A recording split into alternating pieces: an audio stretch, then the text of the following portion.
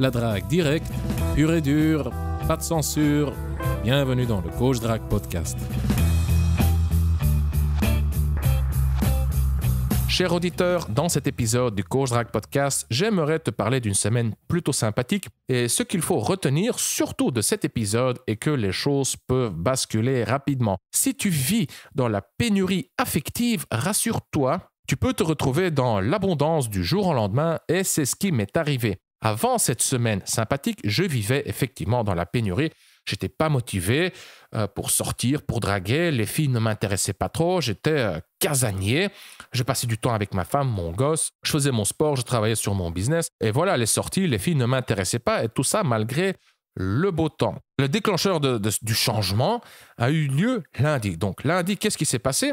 Lors d'une session de coaching, mon client me demande de faire une démonstration. Bon, je n'avais pas trop envie de la faire, cette démonstration, car voilà, j'étais rouillé. Il y avait de nouveau la peur de l'approche, etc., qui avait refait surface. Mais voilà, le client est roi, donc je fais cette démonstration et, un petit coup de chance, le courant passait bien entre moi et la fille. Et donc, on discute, on papote, le courant passe bien et on se fixe un rendez-vous après la session de coaching. Après la session de coaching, je vais boire un verre avec cette fille et quelques heures après, on se retrouve dans une chambre d'hôtel en train de baiser. Voilà. Déjà, si tu ne me connais pas encore, donc je te rappelle, la drague directe, pure et dure, pas de censure, tu devras t'habituer à mon style qui est assez vulgaire. Donc voilà, nous n'avons pas fait l'amour, nous avons baisé. Mardi, inspiré par l'expérience de la veille, je décide de sortir encore une fois pour faire une petite session de drague de rue tout seul. Le bilan, je suis plutôt satisfait.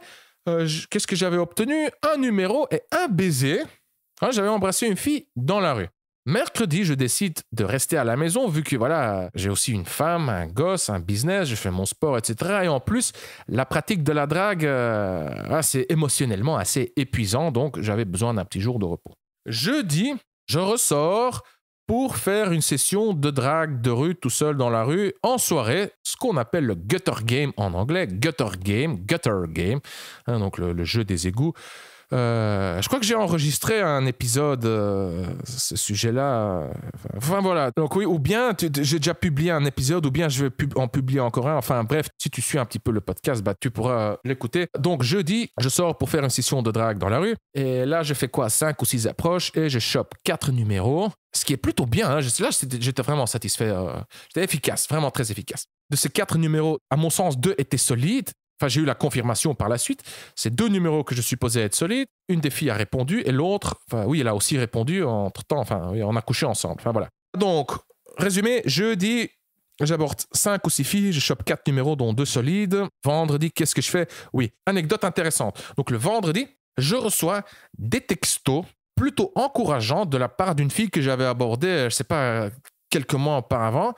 Et ces textos étaient assez clairs, quoi. Donc, dans ces textos, la fille me dit, écoute, ça fait longtemps, est-ce que tu es toujours dispo ce soir ou demain? Car j'ai envie de te voir. Et, par contre, j'ai pas trop envie de bavarder.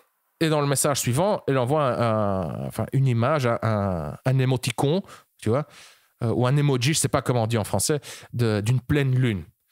Donc là, c'était assez clair, quoi. Donc, elle n'a pas envie de bavarder, paf, l'image de la pleine lune. Nous savons très bien ce que ça veut dire. Donc, moi, comme un dingue, tout excité, tu vois, je rentre à la maison, je commence à me préparer mentalement, physiquement, à me raser, à me faire beau pour être prêt, quoi, pour assouvir les besoins de cette fille. Car tu sais, je suis je suis un bon samaritain. Mais malheureusement, cette fille, quelques heures après, elle m'envoie un message pour s'excuser, pour reporter le rendez-vous, pour je ne sais plus quelle raison. Enfin, à mon sens, c'était une excuse bidon. Ou bien elle avait trouvé un autre mec plus... Voilà. Quelqu'un avait réagi plus rapidement que moi, ou elle avait trouvé un autre candidat qui lui plaisait plus, ou bien son excuse bidon n'était pas si bidon que ça, je ne sais pas. En tout cas, le rendez-vous n'a pas eu lieu. Donc vendredi, je ne sors pas, je reste à la maison...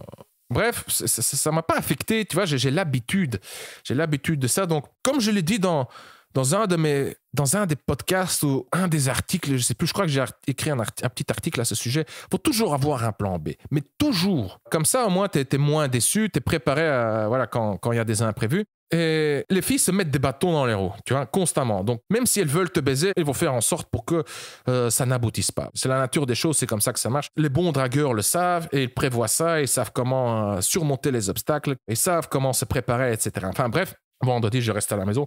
Samedi, après-midi, je fais une petite session de drague avec un ami que je salue. Salut François-Xavier, je te passe le bonjour. On fait une petite session de drague et le soir, j'ai un rendez-vous avec une fille que j'ai abordée donc le jeudi. Et donc, le jeudi, je te rappelle, j'avais fait 5 ou 6 approches, j'avais chopé 4 numéros, 2 de ces numéros étaient solides, et un de ces numéros, ben voilà, c'est un de ces numéros. Donc, samedi, j'ai un rencard avec cette fille, et oui, on va boire un petit verre, on va avoir un petit deuxième verre dans un autre bar, et hop, comme par miracle, on se retrouve comme ça, d'un claquement des doigts, dans une chambre d'hôtel, et voilà, on baise. Après, oui, il y avait quand même pas mal d'obstacles à surmonter.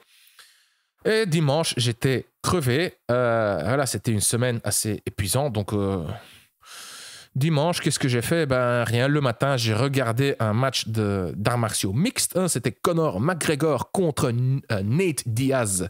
Nate Diaz 2. C'était...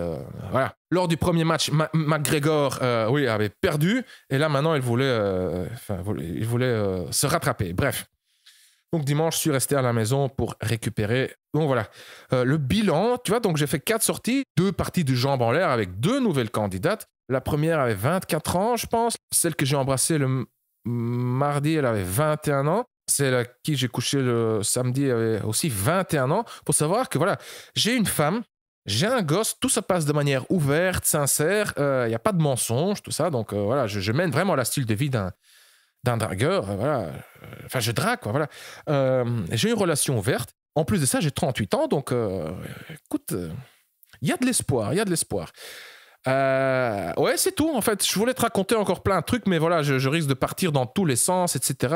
Et le podcast, il fait déjà presque 8-9 minutes, donc ça suffit. Dans les épisodes suivants, je vais entrer un petit peu plus dans les détails. Donc, l'anecdote du lundi avec la fille que j'ai rencontrée lors de ma session de coaching. L'anecdote de samedi avec la fille avec qui j'ai coaché aussi. Comme je te l'explique comme ça, tu peux dire, putain, c'est trop facile, comment elle fait? Ben non, c'est vraiment pas facile. Enfin, il faut vraiment nager à contre-courant, il faut surmonter des obstacles, il faut bosser, quoi. C'est vraiment pas facile.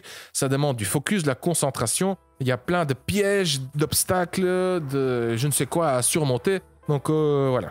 C'est tout. On se voit dans le prochain épisode du Coach Drague Podcast. Je suis Consti de CoachDrague.com. Merci d'avoir écouté le Coach Drague Podcast. On se voit dans le prochain épisode. Bonne drague.